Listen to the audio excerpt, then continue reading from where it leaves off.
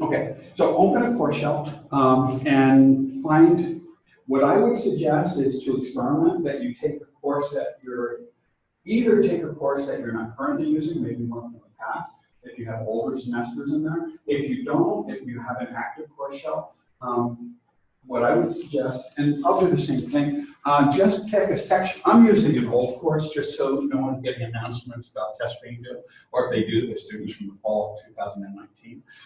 So what I'm going to do, and I'd suggest you do the same sort of thing, is first, is everyone in a course shell? Okay, what I would suggest is just click on the build content in the content folder, and in content, and then click on a content folder and just give it a new name, or just give it any sort of name you want, one that you can remember that you want to remove, and click on the option to not permit users to view this, so that if it's an active class, or even if it's an students are usually removed from inactive classes within a couple months within a month or so at the end of the semester. But just for safety, create a folder, and at the bottom, go to the standard options and say no. Users are not able to look at it. And that way, you won't have to worry about students being surprised by a test suddenly appearing in your course. And so we're going to go in there and create a test. How many people have created tests in Blackboard before? Anyone? Okay, a little bit, okay. We're just going to go over the basics, but then if we have more time, we can talk about how you can do low-stakes testing, drawing from pools, and so forth. But we'll start with the very basics on how to create a test, and then we'll take it from there. So what we do to create a test, the simplest way of creating a test is just to create it right from here, go up to assessments and choose test. And so you have the option of creating a new test. So if you have existing tests that you've used in past semesters, you can activate it at this point and just draw from that. But let's start from scratch and say you're creating a brand new test. So you click on the create button, and the first thing you do is give it a name. You could call it, say, test 1, or whatever you want to call it.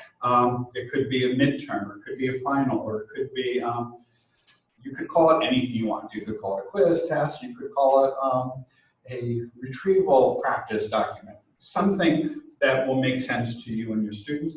And then here you can write a description. So, you could say that this test provides practice with material, let's say, with the things we've learned, let's say since the start of the semester, whatever you want to put. But this is just what they'll see when they sign in. Okay, so create that, and that's visible right from the main screen. So there'll be a name of it, there'll be some text below it, and it tells them a little bit about what the document is, or what the test is. The instructions they'll only see once they actually open the test. So, you could do something, you could leave that blank if you want, or just say, please answer all of the following questions, or something like that. Doesn't have to be very elaborate. Or you could, you probably want to put more information there. You could, if you have a test that you let them take multiple times, if you have different versions of it or variation, you could say you're allowed 2 attempts at this test. Or if it's a test that that's timed, you can say once you begin this test, you might want to put that in the instructions before they open it, or in the description, but you could tell them that they have to complete it within a certain period of time, or you prevented them from going backwards, or some other restriction. But if there's anything specific or different about this from just a standard type of test where they're given unlimited time, specify it right up front, probably in the initial description of it, so they know what they have to do before they open. Because with a lot of online tests, there's a due date, but they're able to go in and out of it and edit it and do part of it, come back a day or 2 later and do more of it, and so forth. So you can specify all of that right in these things. The instructions, so again, they don't see until they open it, and let's click submit. So we created a test. But you notice there's no questions and no points. So the next thing you have to do is to add questions. And there's three options here. We'll go with the create question first, and then we'll talk a little bit about the others. You can create a question and just add it directly here, which the first time you're doing is probably the easiest way to do it. Reuse questions, you can use questions from any previous test you created. If you have a publisher's text bank with your textbook that you can download, or if they have many books, particularly at the introductory level, have test banks with often thousands of questions, you can download them, and they generally appear in different, often tied to the chapters in the textbook, where you'll get one folder of questions for each of those, and they all appear as text in your Blackboard course shell, and you can check with the publisher if that might be useful.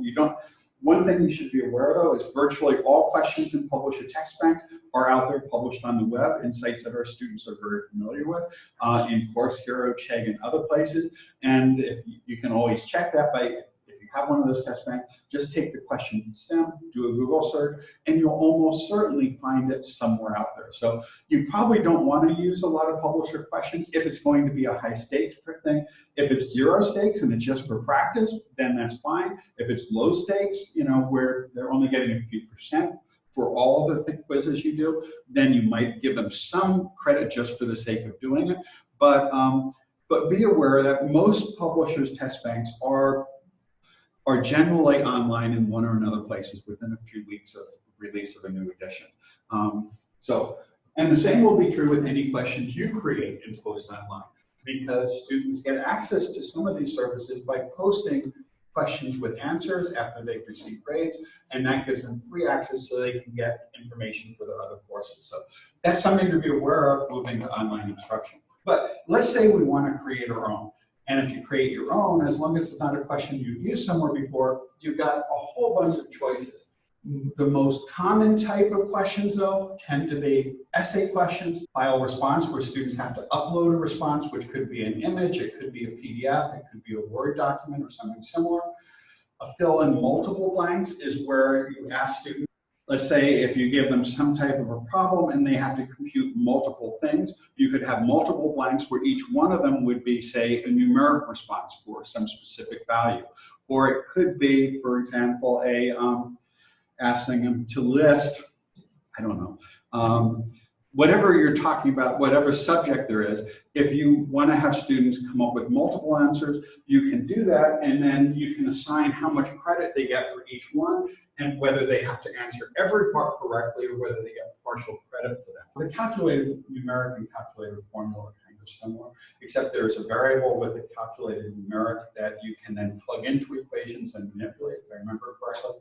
Fill in the blank is basically you create a question where they have to type in something. I usually use that with numeric problems where they have to compute something. It could be just a text response, or it could be a numeric response. A hotspot is one I've never used, actually, but basically you have an image and certain parts of that are active or is the correct answer. So, for example, it's used a lot when you have, let's say, well, it could be used in biology where there's some sort of, an image of a human body and they have to click on a particular bone or something to identify it, and you basically define a portion of the image that's the correct answer for that. And they have to click on that in order to get credit. If they click on the wrong part, they don't. It's also used sometimes, in geography things where people have to click on the particular country or region or other thing, where they have to identify something in type of an image. It could be a jumbled sentence. I probably should have checked this a little bit more before I tried it. I've never used that. Now I'm curious about that. Oh, okay. So you include variables in square brackets. That corresponds to locations in the text where the drop-down list of answers should appear. So basically what happens is you have variables, you have a sentence type of thing, and there's certain things where they have to select the words. So I'm going to cancel that one, but you've probably seen questions like that. And you have matching. These are kind of popular in lots of, especially lower level classes. Basically, you have a list of, I'm going to things now, but basically with that, you have two lists of items and they have to match the items on the left with the items on the right. And basically, they just select the correct item for each spot on that list. And then again, you can give them partial credit or require that they get all of it correct. And there's also multiple answer. Multiple answer is sort of like involves the check boxes where there may be more than one right answer.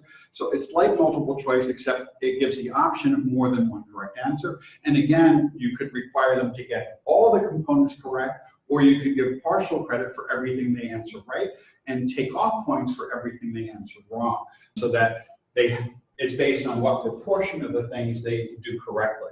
Multiple choice is kind of straightforward. A Likert scale is more typically used for ungraded work, but basically, if you have something that you grade from the highest to the lowest. An ordering thing is when people are giving a list and they have to sort the items from the highest to the lowest. Quiz bowl, I've never used, so I really can't say much about that. I'm curious about that. I should have checked this before. What most people use in these types of things, though, are the usual types of multiple choice, fill in the blanks, essay responses, or file uploads. That's probably 99% of all the questions. Short answer, basically, again, is just putting in like a word or numeric response instead of a longer text. And true false is basically multiple choice, but it defines the answers as true or false. So that's that. So my tests are multiple choice, true or false, matching, and short answer. So you would just pick one, whichever type it is for each question. And then it'll all be together. And it would all be together. Okay, thank you. So what I would suggest is you just try one of these, or any one of these, and just put it in just so you get used to the. I'll work through one, and let's say, let's do a multiple choice because that's kind of common. So when you get the question, there we go. So the question title isn't required, but you could put, I don't know, let's say I'm going to put in a really simple question about GDP. So I'll just title it GDP. That doesn't display to students. It's for your own use when you see it. So, let's say I want to say, really, why is that not responding? There's a text box there, and it's not, it just wasn't showing the location. So GDP equals, I don't usually teach macro, so this is not one of my normal ones, but you could have it either include numbers or not. So the answer choices, you don't need numbers, but if you're just used to having numbers one through 5 or whatever, or uppercase letters or lowercase, I'll just leave it at none. And then the orientation is vertical by default, which means the answers just appear one after the other. And you could allow partial credit. Didn't I select multiple choice?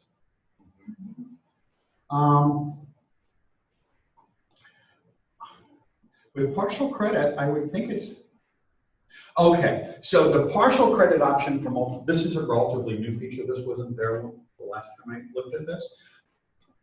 The partial credit option here takes off points for wrong answers, sort of like the SAT used to do, where if you guessed, they took off a quarter of a point for every wrong answer you guessed. You don't have to do that. So if you don't want to penalize students for picking wrong answers, just giving them a 0 is probably sufficient. Then you have the option of showing the answers in random order, which, again, I would generally recommend just to vary it a little bit if people are working next to each other. It's probably not as much of an issue. But do not put the answers in random order if you have all the above or none of the above. Best practice is not to use those things. But if you do use those things, do not randomize it, because if all of the above is at the top, that just gets students really puzzled. So, and then you pick the number of answers. The default is 4. Let's make it 5, but you can go up to any number there. If you really want to give students 100 choices, but you have to type them all in. Well, at least the way we're doing, you have to type them all in. And so you can make any, let's say I'm going to write here, it's C plus G plus net exports. Well, I don't know what NC is, but we can use that. We can throw North Carolina in. Then we can put in another answer, which is C plus I plus G plus net exports, which is actually the correct answer.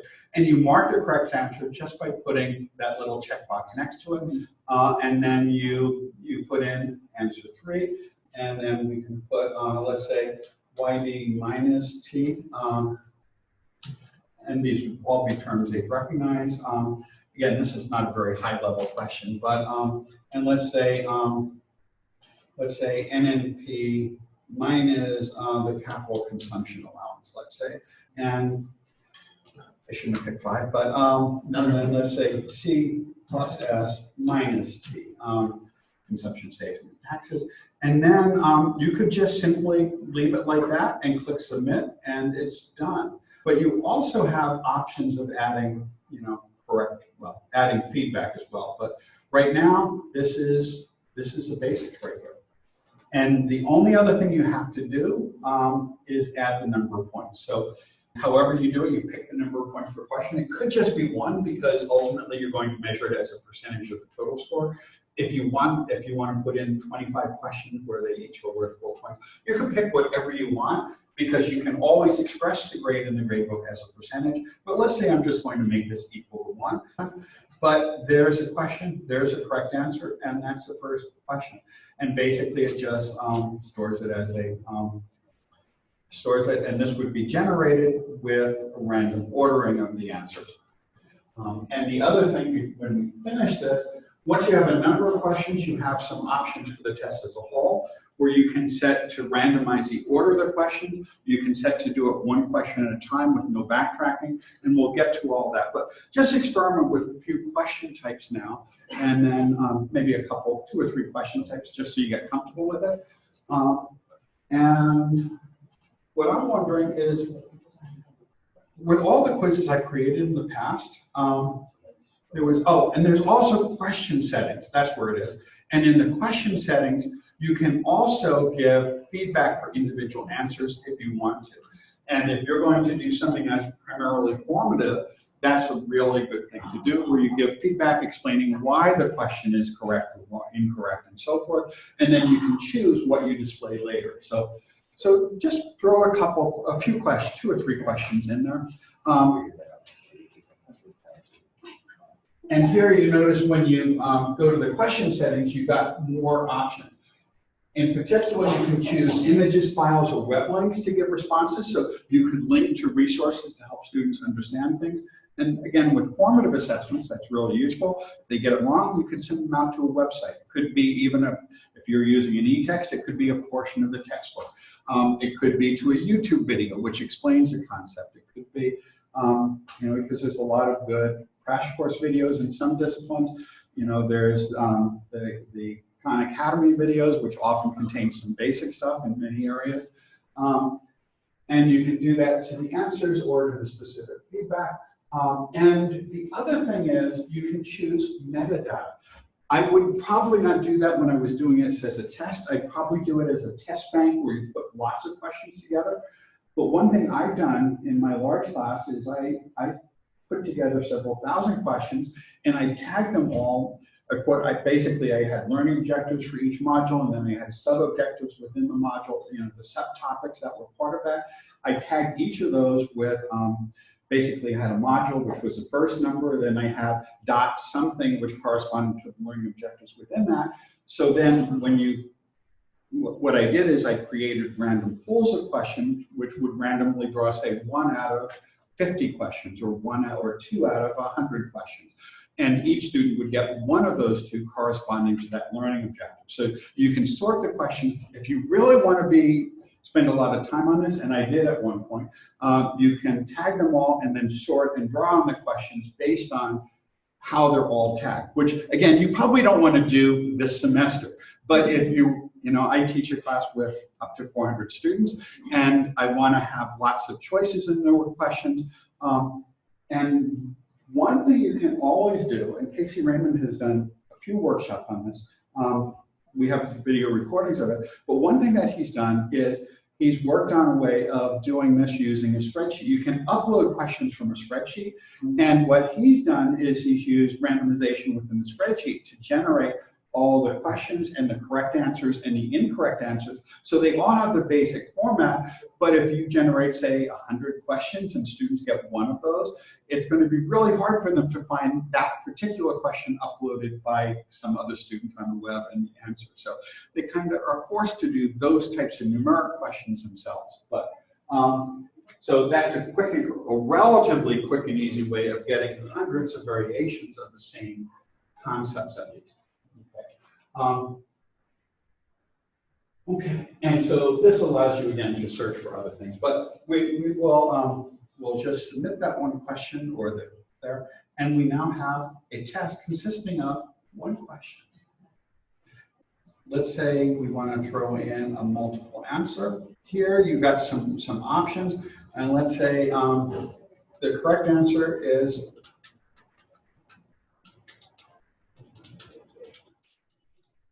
for this question.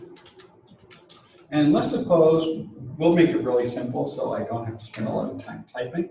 Let's just say one correct answer here is A. Another correct answer, well, another answer, let's say,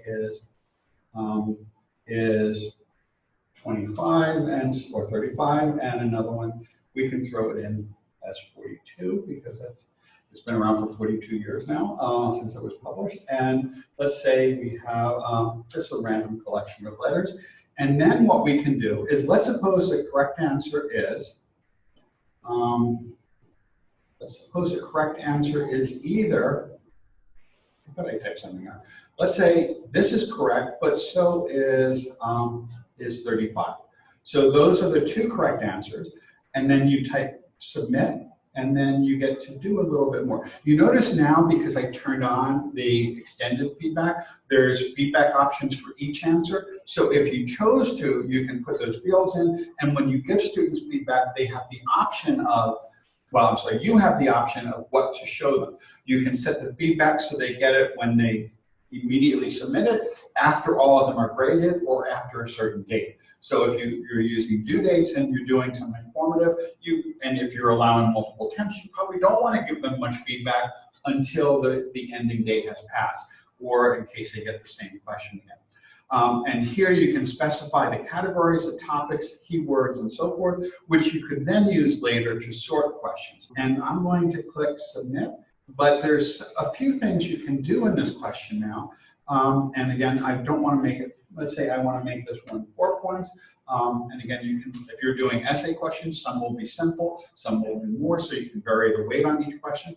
And I guess I didn't click submit, so let's try this again. So that's 4 points, you click submit, and it's now part of the total there. And you also have an option here of, on this question, there should be the option of setting, I just did this actually, allow partial credit. And that actually gives you more than the partial credit. There's 4 answers, and you have the option in here of choosing how much credit they get for each. As it's set up right now, they get 50% correct for each one of the 2, but if they check all of them, they still end up getting it. So what you want to do is subtract points if they select wrong ones. So if they pick all 4, they would end up with a 0 because they had 2 correct and 2 wrong, and they cancel out. So what you would basically do is you would assign, say, 50% for that, and this one is wrong, so you can set it as a negative 50, I believe. That's what I did. And then you could assign negative 50 for this. So, you know, if they answer 2 correct and 1 wrong, they end up with 50% of the grade. If they answer only 1 correct out of the 4, they get 50%. If they only select the correct answers, they get 100% on. You could choose whatever weight you want on that, but you generally want to give them positive points for selecting a correct one and take off points if they select wrong ones, because otherwise they'll learn really quickly. If they select everything, they get full credit, and that kind of defeats their learning factors, you know. So, and then you click submit, and that should work. Partial credit cannot be negative. Okay, then, and that's not how I did it. Like 50 for the 2 right ones and 0. Well, yeah, but it defaulted to 50 for Right, the 2 right ones, and the partial credit says cannot be negative. And yet, I did this just a few days ago. Oh, you have to say allow negative scores. There we go.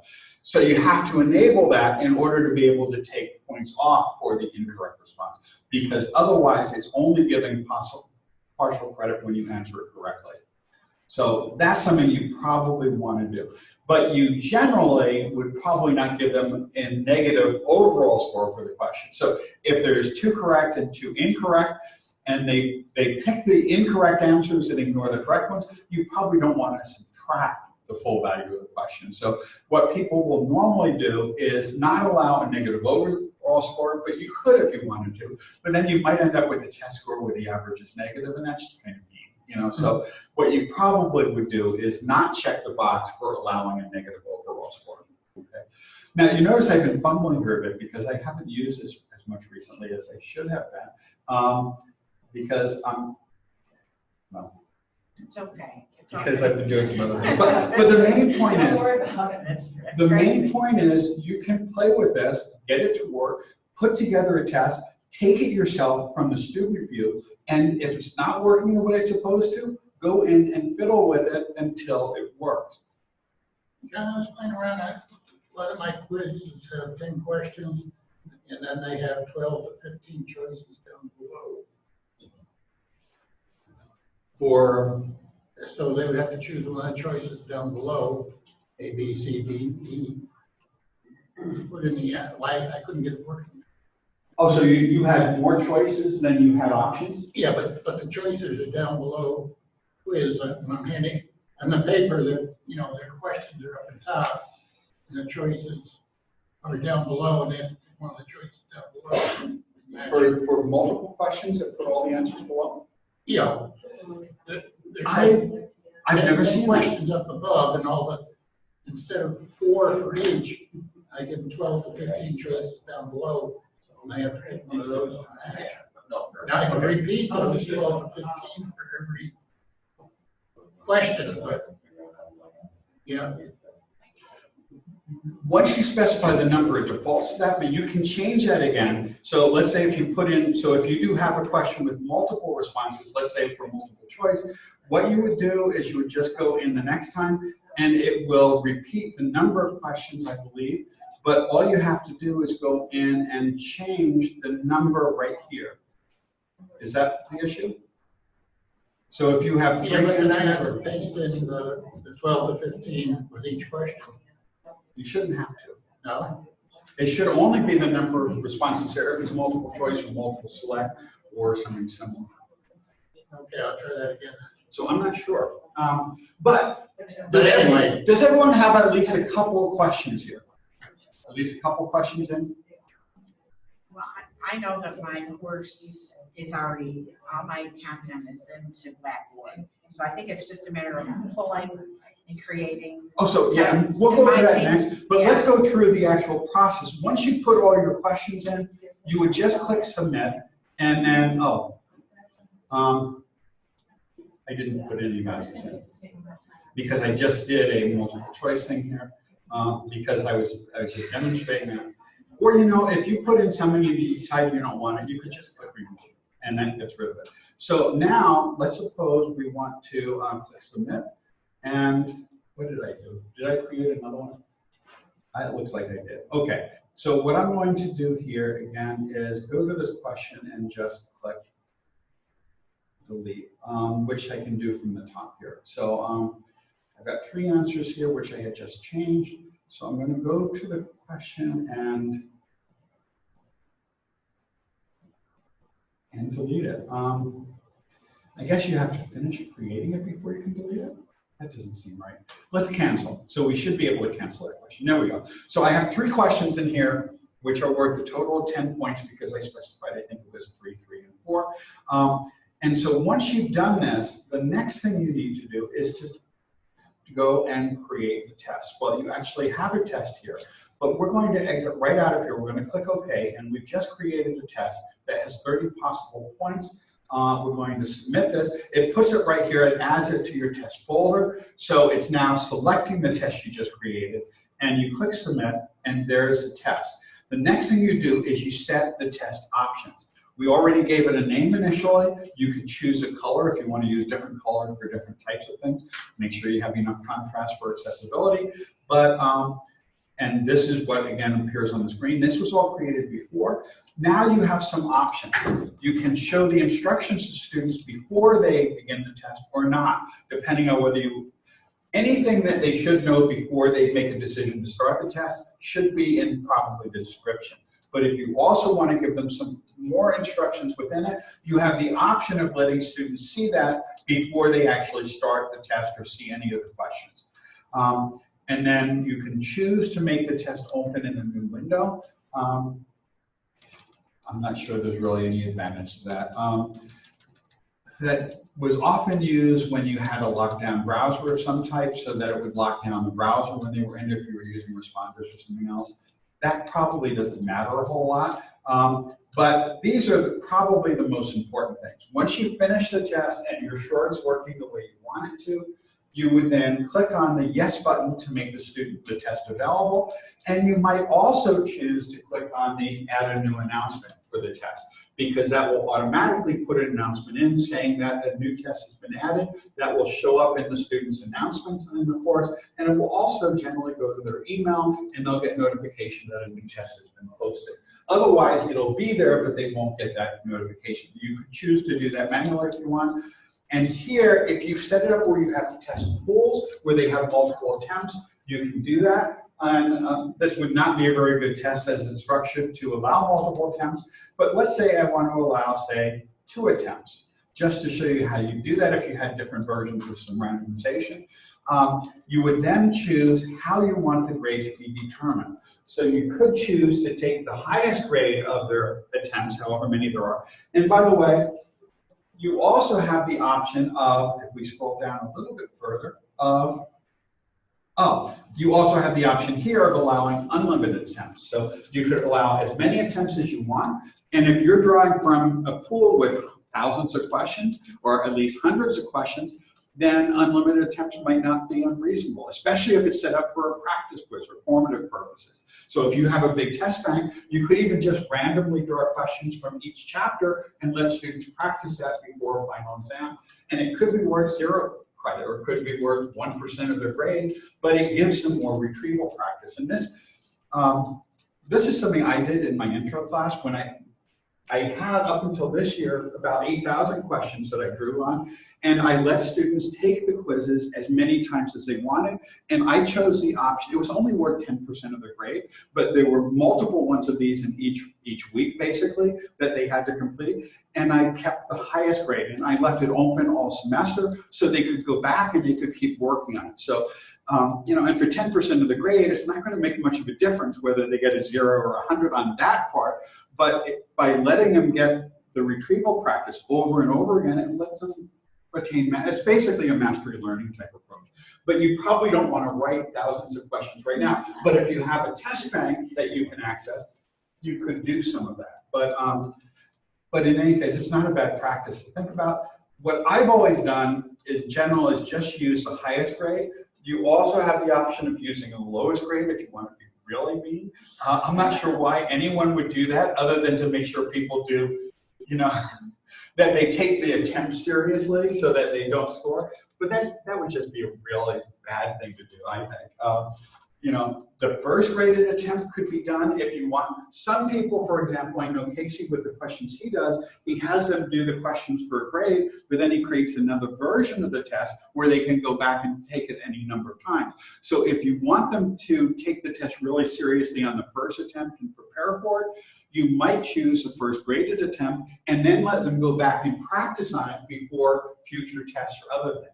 That's an option I know some people use, and I know Casey has done that with his chemistry things. You could just take an average of the graded attempts. One of the things that students will do if you do choose the highest grade is often they will attempt the quiz without having done any of the reading, without having thought through it very much. And that may seem bad, but there's a lot of research that suggests that testing yourself before you actually learn something activates prior knowledge and makes you think about the concepts a little bit, and it also primes you so that you're ready to try to make connections, because it forces you to think about what the correct answer is even before you studied it, and there's a lot of research showing that that's useful. So I know students did that all the time, and at first it bothered me, but then I started reading more about it, and I said, well, I don't recommend they do that. I recommend they do the reading first before they try the quiz. But certainly I do recommend that before they try it again, they actually go back and do the reading. But, if it's a small percentage, you know, the highest grade is probably fine.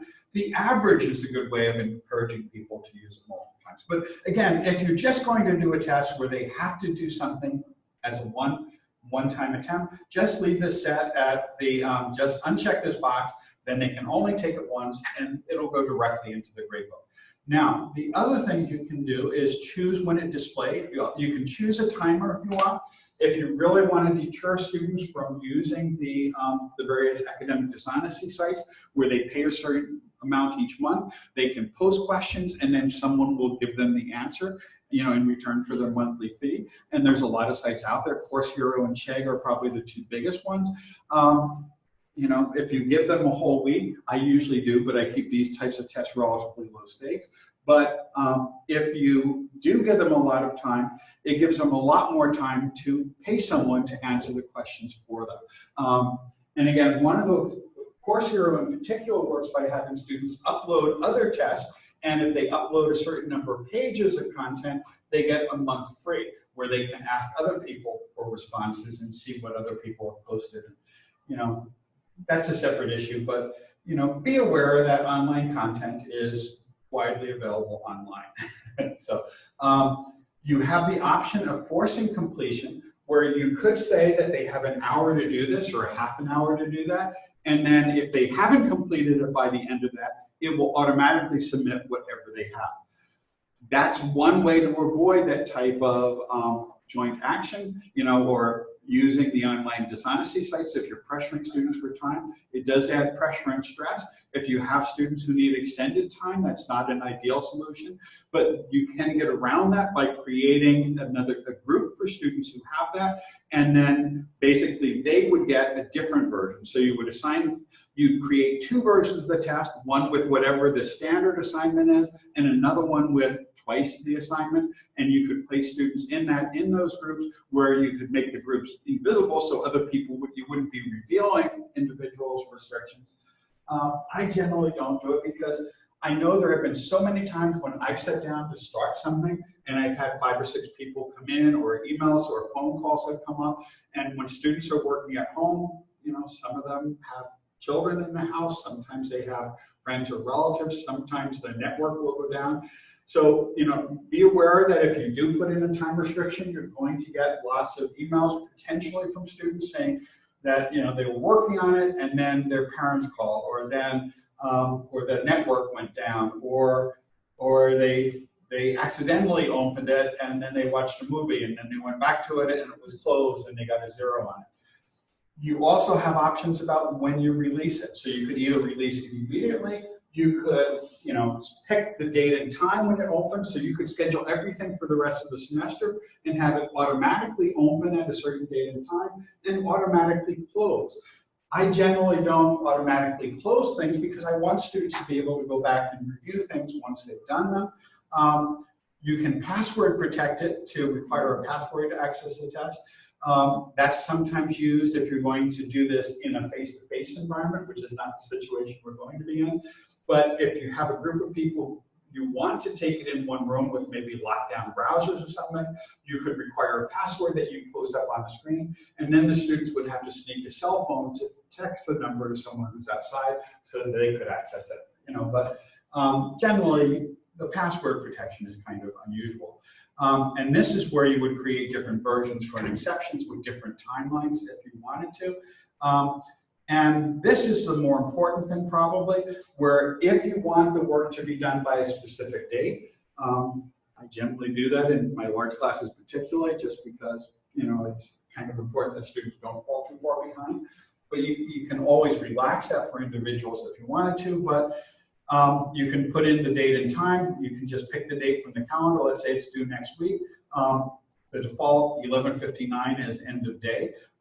So, you know, I usually leave it at the end of day option because 11:59 is less confusing to students than saying midnight. Because if you choose midnight as your deadline, well, there's a few issues. One is if you choose midnight as your deadline, students wonder if you meant midnight at the start of the day or midnight at the end of the day. Or also, you know, we do know that students don't get enough sleep, so many people recommend actually setting earlier due dates on it, maybe at 9 or 10 o'clock or so that you're not forcing stuff. You're not setting up an environment which encourages students to stay up late working on material. Students do tend to stay up late anyway, so I often do use, you know, 11:59. But if you want, put in the date and time, and that will be shared in the Blackboard calendar so they can see when everything is due, and then send them reminders or whatever. And then you have the option of either allowing them to take the test after the due date, where they get a message saying, and you get a message in the gradebook that this was submitted after the due date, but you have the option of clicking on a checkbox right here. Right here, there should be, oh, there it is. It's kind of, there is a checkbox, but I'm not sure why it's not allowing me to do that. I must have done something. There is one. Are you seeing like it? to click on it? Yeah, I see it, but I'm clicking on it and it is not changing it. And normally, you just click on this and it will set it. And that will mean if they try to start it, they won't be able to start it if they try starting it after the date you specify for the due date. So, you know, if you want to force students to do the work before it, etc. Now, typically, you'd want to include the tests in the grade center calculations, and you get to specify which grade category this goes under. And if you want, you could entirely hide the results. So if you want, for example, students to practice something, but you don't want it to show up in the grade book, so you don't see how they were doing on it, you could hide it so it's not part of your view of the grade book. And this is where you get to choose what you want to share with students. If they're taking a test where it's not timed and not all due at once, you may not want to give students that much feedback until the due date, for example. So after submission, I generally let students see the submitted response. Some you can also do this, but if you pick correct, if you have multiple students getting the same question, so if you don't have lots of versions of this, then what will happen is they get their results immediately after they submit it. And then if there's other people sitting next to them or other people in their apartment or whatever, they get to see what answers they got correct and what one's wrong. But I usually just let them see what they submitted so they can go back, in fact, and verify that those are the answers they selected so they can see it's done. But then what you do typically is, what I normally do is after the due date, let them see everything, including any feedback that I may have provided in the questions. Okay. That's up to you, but basically you pick what's initially available, and it could be a one-time view or a specific date or after the availability end date. So you can choose 2 deadlines about and what they're allowed to view at that point. I usually don't actually even do it, depending on what it is. Generally, I don't let them see the score per question because if it's multiple choice or fill in the blank. If they see the score per question initially, they know whether their answers were correct, and they could share that with other people in the class, and they could post it up on the various sites, you know, upload a PDF of it, and then we're just distribute it in various chat things and so forth.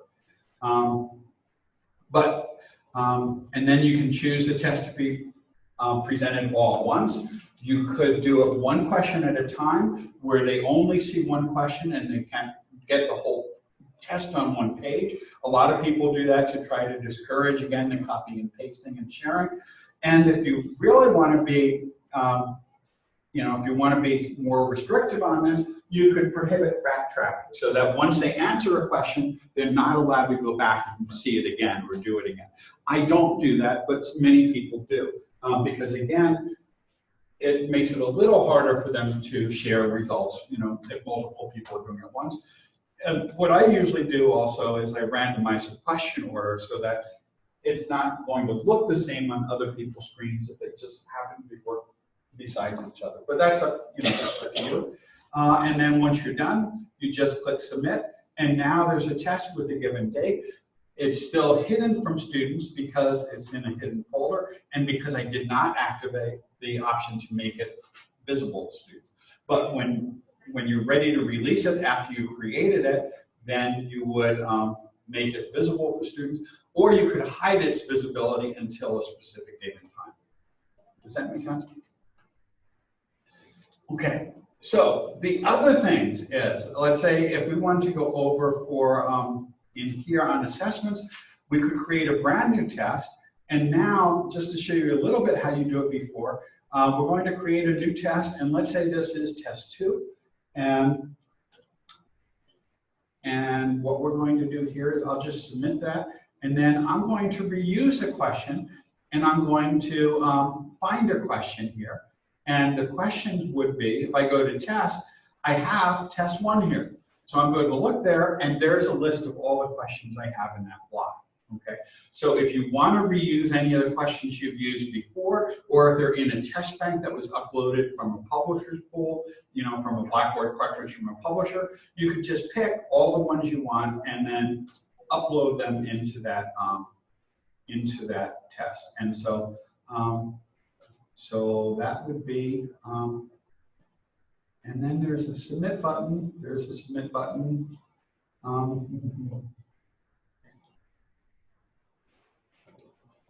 Okay, and then you get to choose if you want to copy the questions into it or link to the original ones. If you copy it, then there's a new clean copy of them. If you link to the original ones, then what happens is if you make any edits in that, it will also edit the original. So if you have the same, if you want to use the same questions in a different part to get maybe some space practice, if you link to the original questions, it will change, and you edit it, it will change it not only here, but in the other tests where those questions appear.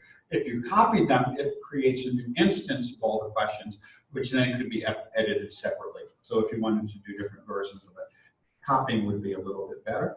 And then there is a submit button, which is somehow down here. Let me see if I can get it. I'm not quite sure why it's buried down there, but well, I guess I did. So I clicked OK and it loaded them in, but that was buried underneath the taskbar here, which is partly because of the Zoom window, I think. And so that's kind of what you do. Now, the other things you can do for reusing questions is you could create a question set. And a question set is something where you pick questions like we just did, but they all appear in one block, and then you pick the number of questions to be drawn from that block. So if you create what are called question pools, there's another place where you can create question pools using exactly the same interface. You can create question pools where each one, say, is on a specific topic. Then you can create a test where you draw randomly from each one of the pools. So you might have, let's say, one concept where you might have 20 questions. You might choose all the questions in that pool and then have it draw 1 out of those or 2 out of the whatever. And that way, each student would get that specific number of questions drawn from that pool.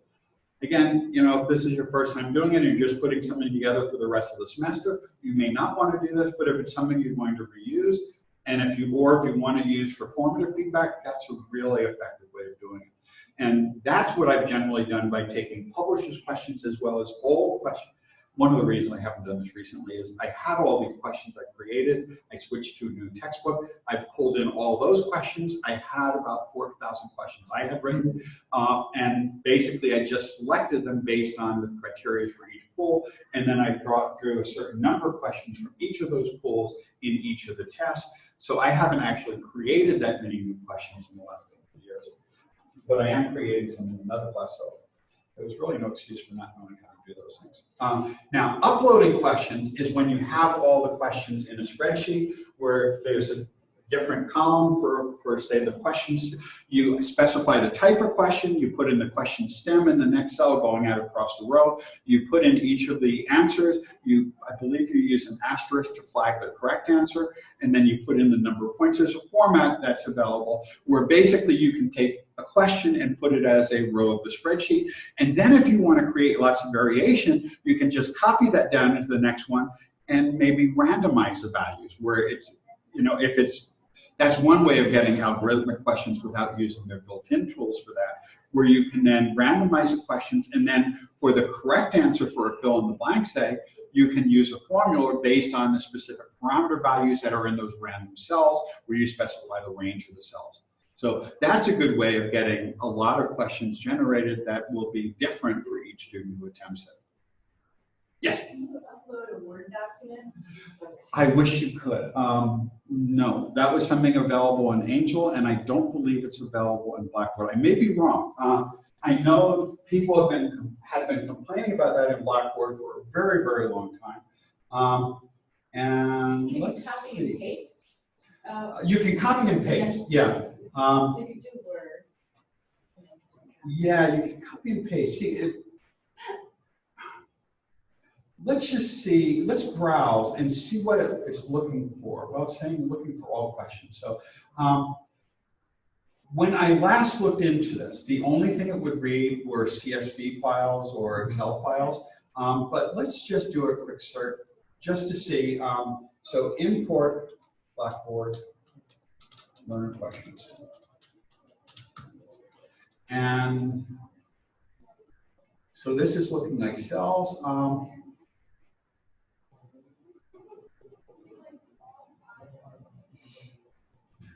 Can a teacher determine if you can cheat on Blackboard? You can see what a commonly searched term is, but yeah, the test banks are basically in Blackboard cartridges, but uploading questions, let's see. In the past, the only things you could upload were spreadsheets. And yeah, so tab delimited text files, basically. So you have to specify what the answers are, you know, and everything in there. But in the first field, you determines the type, and you know, it's pretty well documented in here. But it's a little bit of work the first time you do it. But again, it makes it really easy to do variants by just copying it down and making small changes without having to go through the whole long list. Does that make sense? Okay, this went a little longer. I'm sorry I was a little confused on some of those, but does anyone have any questions on this? This is just a general. Will you be sending out? I attended the workshop yesterday that Kathy W. with Collaborate. Mm-hmm. She sent out to whoever signed up like a quick snapshot of step by step. Will you be able to do? Will we get something like that? Just as that would be really nice. It's just a general question. I'm not it would be good. I'm not Let me see if I can frustrate find. you. Let me see if I can find a good source on that, because I'm doing about 8 or 9 of these things. So No, that's fine. I'm not trying to stress you out. It was just no, but you're right. That would be really useful, and they may actually have some in extended learning that right. I could link to. So let me try to do that, because I bet everyone here. I'll see if I can find something. That's fine. No pressure. No pressure. No, well, but you're right. That should be done. Yes. Thank you. Thank you very much. Okay. And if you do have questions, I usually am able to figure these things out. And we do have the Blackboard support